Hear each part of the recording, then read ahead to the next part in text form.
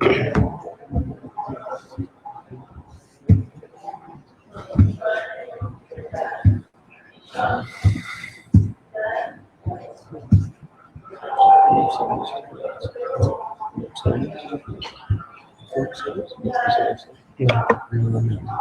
پہ جاؤں گا، کل کہہ رہے تھے چلے پہ جانا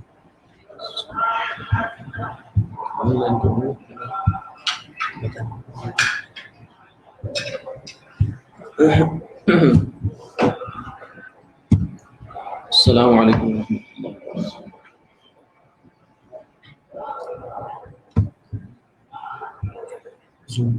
کتاب اصول الدین کا صفحہ نمبر 40 ہے۔ اس میں تیسرا پیرا ہے۔ حافظ ابن عبد البر رحمہ اللہ تعالی اپنی کتاب جامع بیان العلم و فضلہ میں نقل کرتے ہیں۔ کل کے سبق کے ساتھ اس کا ربط یہ ہے کہ پیچھے ہم یہ پڑھ رہے تھے کہ قرآن پاک کی تفسیر کا ایک بڑا ماخذ حدیث نبوی صلی اللہ علیہ وسلم بھی ہے۔ اسی سلسلے میں یہ کچھ دلائل چل رہے ہیں۔ جلیل القدر صحابی عمران ابن حسین رضی اللہ تعالیٰ عنہ کے پاس ایک شخص آیا اور کوئی بات پوچھی۔ انہوں نے اس سے حدیث بیان کی۔ اس شخص نے کہا کہ کتاب اللہ سے بیان کیجیے، غیر قرآن سے بیان نہ کیجیے، یعنی مجھے جواب چاہیے قرآن سے، میں حدیث سے جواب نہیں چاہتا۔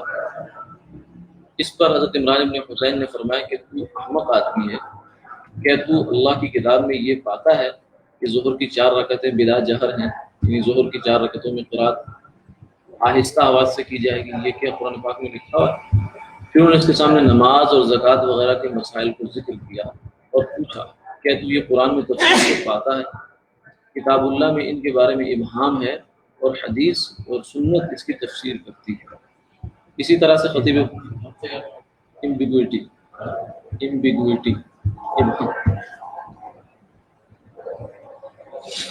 کل عرض کر دیا تھا کہ ابہام کا مطلب ہوتا ہے کہ تفصیل نہیں ہے۔ اگرچہ اس میں تھوڑا فرق ہوتا ہے، اجمال اور ابہام دونوں میں فرق ہے، لیکن موٹا سا ایک مفہوم یہ ہے کہ تفصیل نہیں ہے۔ نماز کا حکم تو ہے لیکن نماز کا طریقہ نہیں ہے، ڈیٹیل نہیں ہے اس کی۔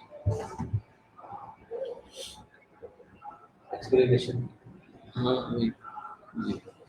خطیب بغدادی رحمہ اللہ نے اسی طریقے سے اپنی کتاب الکفایہ فی علم الروایہ میں یہ واقعہ یوں نقل کیا۔ ایک شخص نے عمران بن حسین سے کہا کہ یہ کیا احادیث ہیں جو آپ ہم سے بیان کرتے رہتے ہیں اور آپ نے قرآن کو ترک کر دیا ہے؟ یہ ایسا بھی آج بھی اس زمانے میں بھی یہ گمراہیاں شروع سے چلی آ رہی ہیں، آج بھی چلتی رہتی ہیں۔ کبھی زور پکڑ جاتی ہیں، کبھی ذرا آہستہ ہو جاتی ہیں، لیکن رہتا ہے، بیج رہتے ہیں جراثیم۔ اور آپ نے قرآن کو ترک کر دیا ہے، بہت سے لوگ ایسے ہیں آج کل۔ عمران بن حسین رضی اللہ تعالیٰ نے فرمایا بتا، اگر تو اور تیرے ساتھی قرآن کے علاوہ حدیث کو نہ لیں، مجھے کہاں سے پتہ چلے گا کہ ظہر کی اتنی رکعتیں ہیں اور عصر کی اتنی رکعتیں ہیں اور اس کا وقت یہ ہے اور مغرب کی نماز اتنی ہے اور عرفہ کا موقف یعنی حج کے جو دن ہے وہاں ٹھہرنا کہاں ہے اور رمی جمار کنکریاں کیسے مارنی ہے اور یہ کہ ہاتھ کہاں سے کاٹا جائے گا چور کا۔ قرآن پاک میں صرف کتنا ہاتھ کاٹو، ہاتھ کا عربی زبان میں کوہنی تک بھی ہوتا ہے، کندھے تک بھی ہوتا ہے۔ ہاتھ کا لفظ تینوں جگہ پہ استعمال ہوتا ہے۔ اب یہ صرف ہتھیلی کے پاس سے کاٹنا ہے، گھٹے کے پاس سے کاٹنا ہے، یا کہاں سے کاٹنا ہے یہ تجھے کون بتائے گا؟ یہاں سے یا وہاں سے۔ اور انہوں نے اپنا ہاتھ ہتھیلی کے جوڑ پر اور کوہنی کے جوڑ پر اور مونڈے پر رکھا اور فرمایا کہ جو حدیث ہم تم سے بیان کریں تم اس کی پیروی کرو ورنہ اللہ کی قسم تم گمراہ ہو۔ حافظ سیوطی رحمہ اللہ نے مفتاح الجنہ فی الاحتجاج بالسنہ میں یہی قصہ نقل کیا ہے۔ اس میں یہ مضمون مزید اضافہ بھی ہے۔ عمران بن حسین نے اس شخص سے کہا کہ کیا تم نے قرآن پاک میں لا جلب ولا جنب اور لا شغار فی الاسلام کا حکم بھی پایا؟ کیا تم نے کتاب اللہ میں اللہ کا یہ قول نہیں سنا ما آتاکم الرسول فخذوہ وما نہاکم عنہ فانتہوا؟ رسول جو تمہیں حکم دے وہ اختیار کرو اور جس سے روکے اور اس سے رک جاؤ۔ اور حضرت عمران بن حسین رضی اللہ عنہ نے فرمایا کہ ہم نے رسول اللہ صلی اللہ علیہ وسلم سے وہ باتیں سیکھی ہیں جن کا تمہیں علم نہیں ہے۔ یعنی قرآن تو تمہارے سامنے بھی اسی طرح جیسے ہمارے سامنے ہے، لیکن قرآن کی جو مزید تفصیلات ہیں وہ ہم نے آپ صلی اللہ علیہ وسلم میں سیکھی کیونکہ ہم وہاں رہے، اور تم تو پیدا ہی بعد میں ہوئے، تمہیں اب کیا حق حاصل ہے کہ تم قرآن کے بارے میں اپنی فہم کو ہمارے اوپر مسلط کرو، صحابہ پر مسلط کرو۔ اس میں جو جنب اور جلب ہے اس کو نیچے حاشیے میں لکھا ہوا ہے، اس کو دیکھ لیا جائے۔ اچھا جی، امام بہقی رحمہ اللہ ذکر فرماتے ہیں کہ ایوب سختیانی نے نقل کیا کہ ایک شخص نے مطرف بن عبداللہ بن شخیر رضی اللہ تعالی عنہ، جو کہ جلیل القدر کبار تابعین میں سے تھے، ان سے کہا کہ آپ ہمیں صرف قرآن میں سے بیان کیجیے۔ انہوں نے جواب میں فرمایا کہ حدیثوں سے ہماری غرض قرآن کا متبادل حاصل کرنا نہیں۔ کچھ لوگ یہ سمجھتے ہیں کہ ہمیں قرآن سے ہٹا کر حدیث پر لگایا جا رہا ہے، یہ بہت بڑی غلط فہمی ہوتی ہے، بہت بڑی غلط فہمی ہے جس وقت معاشرے میں چل رہی ہے کہ اگر قرآن حدیث بیان کیجیے وہ سمجھتے ہیں قرآن سے ہٹ گئے، اصل تو قرآن تھا۔ اس طریقے سے اگر فقہا کے اقوال بیان کیے جائیں یا علماء کی باتیں بیان کی کہتے ہیں کہ قرآن حدیث سے بات کریں کیونکہ آپ نے اسے ہٹا دیا، تو یہ ایسی غلط فہمی ہے جو پہلے بھی لوگوں کو رہی ہے اور آج بھی ہے۔ اسی لیے کچھ لوگ جو ہیں وہ یہ کہتے ہیں کہ آپ ہمیں یہ بتائیں کہ آپ حنفی ہیں یا آپ محمدی ہیں۔ اس کا آسان جواب یہ ہوتا ہے کہ حنفی اور محمدی میں کوئی تعارض نہیں ہے بھائی، ایک بندہ ایٹ اے ٹائم حنفی بھی ہو سکتا ہے اور محمدی بھی ہو سکتا ہے۔ یہ ایسے ہی ہے جیسے ہم آپ سے یہ پوچھیں، آپ یہ بتائیں کہ آپ ابو بکری ہیں یا عمری ہیں، یا ابو بکر کو مانتے ہیں تو عمر کو مانتے ہیں، تو آپ کہیں گے یہ کون سا سوال ہے بھائی؟ یا پوچھا جائے کہ آپ پاکستانی ہیں یا پنجابی ہیں، یہ پنجاب کے رہنے والے پاکستان کے، ہم کہیں گے یہ تو احمقانہ سوال ہے کہ پاکستان میں ہو آدمی اور پنجاب میں، دونوں ہی ہو سکتے ہیں، بالکل دونوں ہونے چاہیے۔ آخر جب پاکستان میں ہوگا کسی نہ کسی صوبے میں رہتا ہوگا نا، ایسا تو نہیں کہ کسی صوبے کا رہنے والا نہ ہو۔ آپ انسان ہیں یا مسلمان ہیں، یہ سوال بھی ہو سکتا ہے۔ یہ کیا سوال ہے؟ انسان اور مسلمان دونوں ایک ہی ہوتے ہیں، میں دونوں ہوں۔ اور اسی طریقے سے آگے اس سوال کو آپ بڑھائیں تو یہ بنتا ہے کہ آپ اللہ والے ہیں یا حضور والے ہیں؟ یہ کیا حماقت ہے؟ تو اللہ والا الگ ہوتا ہے، حضور والا الگ ہوتا ہے؟ نہیں، جو حضور کا ماننے والا ہے وہ اللہ کو ماننے والا ہے، جو اللہ کو ماننے والا ہے حضور کو ماننے والا ہے۔ تو ایسی تقسیم جو ہے نا یہ بعض لوگ کر دیتے ہیں۔ تو اسی قسم کی نفسیات کا شکار تھا یہ سائل بھی، جس نے یہ کہا کہ جس کے جواب میں حضرت نے یہ فرمایا، انہوں نے جواب میں فرمایا کہ ہماری غرض قرآن کا متبادل حاصل کرنا نہیں ہے، تو قرآن کو چھوڑ کر ہم اس کی جگہ حدیث کو لا رہے ہیں، ریپلیس کر رہے ہیں اس کو، ایسا یہ مقصد نہیں ہے، بلکہ ہماری غرض ایسی ذات سے قرآن اور اس کے اجمال کی تفصیل کو سمجھنا ہے جو ہم سے زیادہ قرآن کے عالم ہے، حضور، وہ ہے کہ ہم تفسیر حضور سے سیکھ رہے ہیں قرآن پاک کی، یعنی نبی اکرم صلی اللہ علیہ وسلم۔ آگے کچھ لوگ جو ہے نا ایک یہ صفحہ ہے ہمارا، کچھ لوگ یہ کہتے ہیں کہ جناب جو حدیث تفسیر کے بارے میں آتی ہے نا تو محدثین کو ان کے بارے میں بہت بری رائے رکھتے ہیں، کہتے ہیں حدیث کی جو تفسیریں ہیں، تفسیر کی جو حدیثیں ہیں وہ کوئی پائے کی ہیں نہیں۔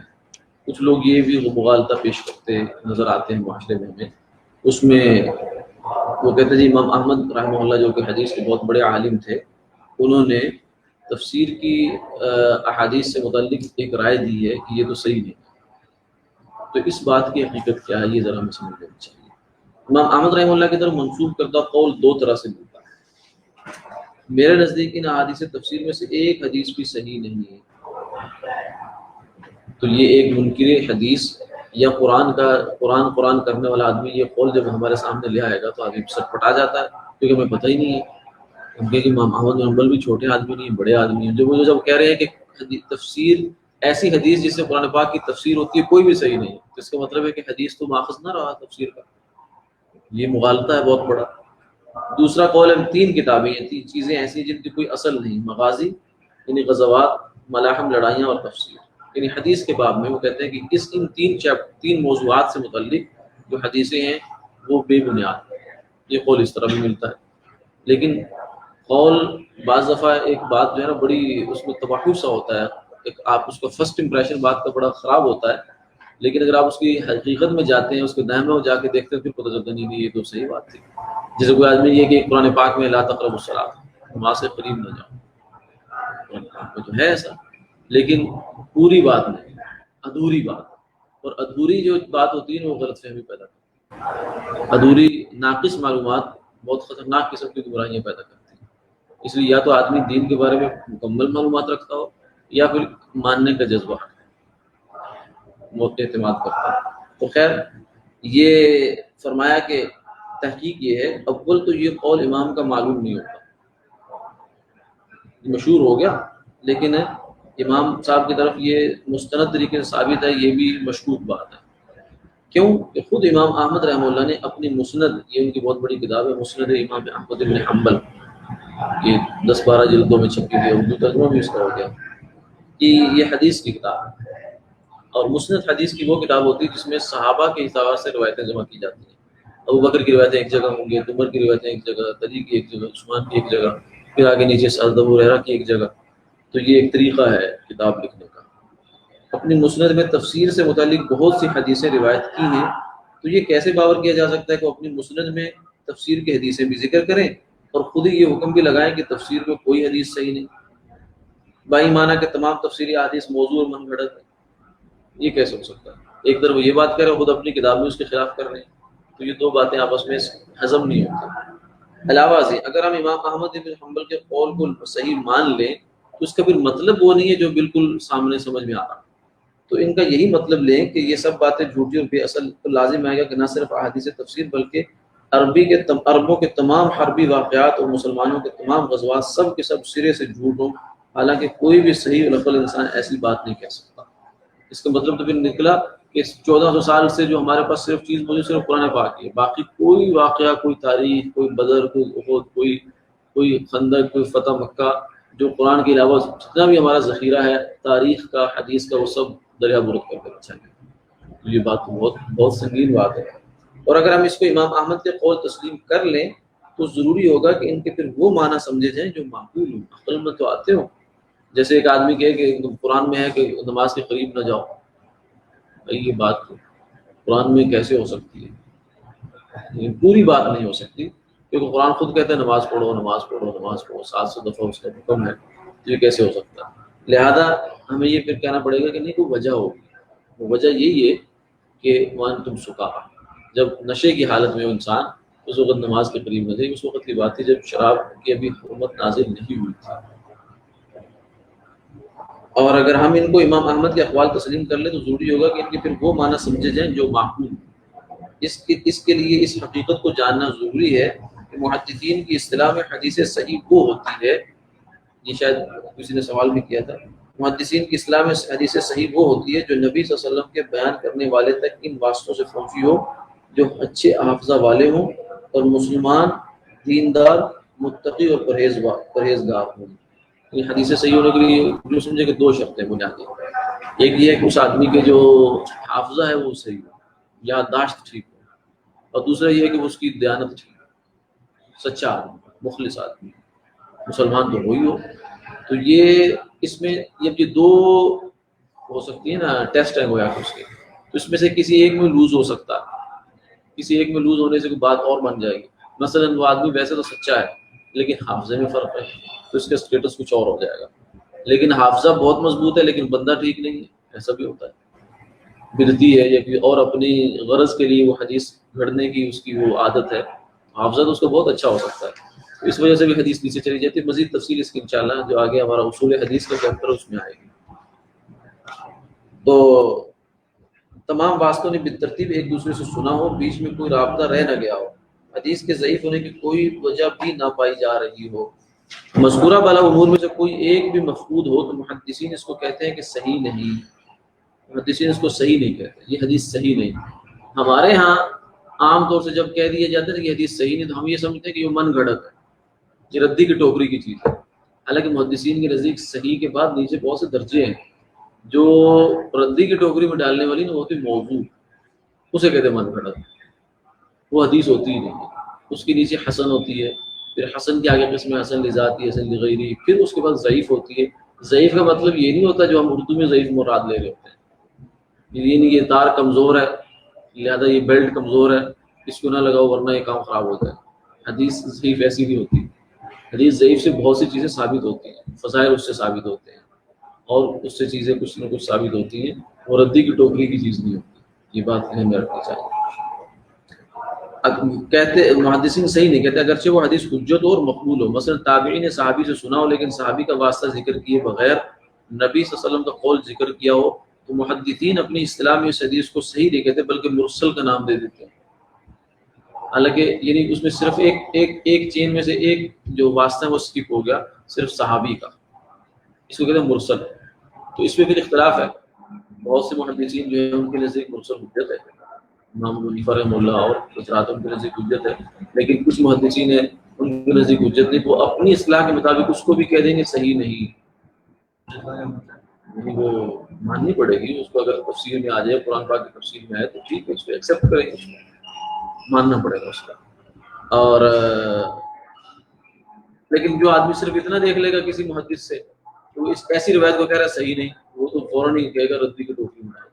حالانکہ بیچ میں بہت کچھ ہے جو صحیح سے لے کر موضوع تک کا بیچ کا سفر ہے، اس میں حدیث کے بہت سے ایسے درجے آتے ہیں محدثین کی اصطلاح کے مطابق، تو ٹھیک ہے، ایکسیپٹیبل ہے، لیکن صحیح کا لفظ اس کے لیے استعمال نہیں ہوگا، بس اتنا فرق ہوگا. تو گویا کہ یہ جو ان کی ٹرمینالوجی ہے نا، اس کو صحیح نہ سمجھنے کی وجہ سے یہ خرابی پیدا ہوتی ہے جو آج کل ہو رہی ہے. صحیح سے موضوع کون تو 100 کے قریب قسمیں، موٹے موٹے 2-3 ہیں، وہ آگے آئیں گے انشاءاللہ. ہمارا جو تیسرا چیپٹر ہے نا، یہ جو آپ کا دوسرا ہے حدیث کا، اس سے بہت ڈیٹیل میں یہ چیز آئے گی انشاءاللہ. یہاں سے اس کا ریفرنس دیتے ہیں. ورنہ مرسل حدیث میں حجت ہوتی ہے. لہذا امام احمد کا قول کہ تفسیری حدیث صحیح نہیں ہے، اس کا مطلب یہ ہے کہ اصطلاح میں جو صحیح ہوتی ہے وہ نہیں، لیکن خاص قسم کی ان کی اصطلاح ہے بلکہ مرسل ہے.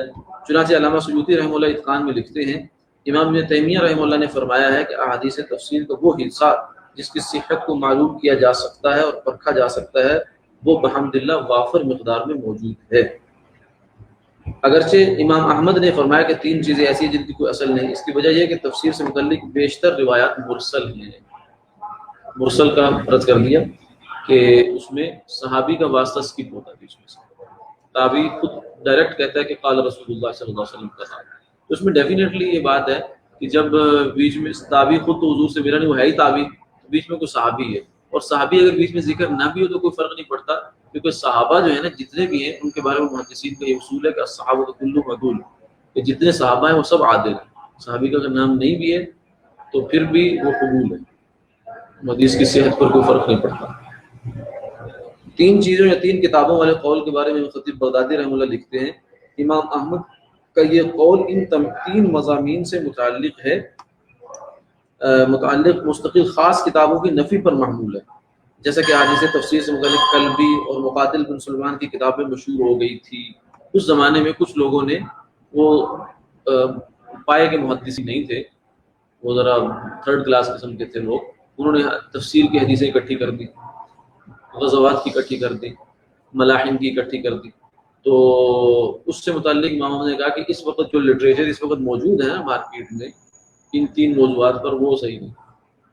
خطیب بغدادی نے امام احمد کے قول کا یہ مطلب بیان کیا، اور یہ بھی ہو سکتا ہے کہ امام احمد کا قول ان 3 مضامین سے متعلق مستقل خاص کتابوں کی نفی پر محمول ہے، جیسا کہ احادیث تفسیر سے متعلق کلبی اور مقاتل بن سلیمان کی کتابیں مشہور ہو گئی تھی اس زمانے میں. چنانچہ امام احمد نے کلبی کی کتاب تفسیر کے متعلق تو خاص طور پر یہ کہا کہ یہ کتاب اول سے آخر تک جھوٹ کی کوٹ ہے، اس کا پڑھنا بھی جائز نہیں، کیونکہ انہوں نے دیکھا کہ اس میں کوئی حدیث بھی جو ہے نا وہ مستند کسی درجے میں بھی نہیں تھی. غرض مراد یہ ہے کہ ان تینوں علوم میں ان کے زمانے تک مستقل اور علیحدہ قابل اعتبار کوئی کتاب نہیں تھی. یہ مطلب نہیں کہ امام احمد کی مسند سمیت تمام کتب حدیث میں تفسیر، مغازی اور ملاحم سے متعلق جو حدیث مذکورہ بھی اصل ہیں، کیونکہ جتنی بھی آپ حدیث کی کتابیں اٹھا کر دیکھتے ہیں، بخاری شریف کے اندر کتاب التفسیر ہے، مسلم شریف میں ہے، ترمذی میں ہے، مسند احمد حنبل میں ہے. تو اگر تفسیر سے متعلق کوئی بھی حدیث ٹھیک نہیں ہے تو یہ حدیثیں کہاں سے آ گئی؟ اور اسی طرح مغازی کا پورا باب ہے جس میں حضور صلی اللہ علیہ وسلم کے غزوات کا تذکرہ ہے. مغازی غزوات کو کہتے ہیں. اور لڑائیوں کا، فتن کا، جیسے قرب قیامت میں یہ ہوگا، عیسیٰ علیہ السلام تشریف لائیں گے، امام مہدی آئیں گے، یہ جنگ ہوگی، یہ لڑائی ہوگی، وہ ہوگی، یہ اس کے اوپر بھی یہ بھی موجود ہے، ترمذی میں بھی ہے اور کتابوں میں بھی، صحیح مستند کتابوں میں یہ حدیثیں موجود ہیں. تو اس لیے امام احمد ان کو نظر انداز کیسے کر سکتے ہیں، یہ مشکل. جو یہ لے کر آئے کہ جی آپ کو سوال ہے تو فرما دیں. جو لے کر آئے امام احمد کا قول کے یہ مشہور ہے، مختلف کتابوں میں یہ ملتا ہے. اس کا ہم دونوں طریقے سے ٹیکل کیا. ایک تو ہم یہ کہیں گے کہ یہ خود مشکوک ہے، لیکن اگر آپ اس کو مشکوک نہیں مانتے، آپ مستند مانتے ہیں، تو پھر اس کا مطلب وہ نہیں ہے جو اس کا فرسٹ امپریشن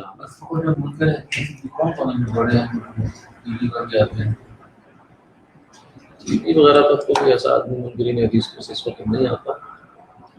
لیکن پچھلے زمانے میں رہے غلام محمد پرویز ادارہ طلوع اسلام کے نام سے، ابھی بھی ان کو کوئی آرگن وغیرہ بھی نکلتا ہے.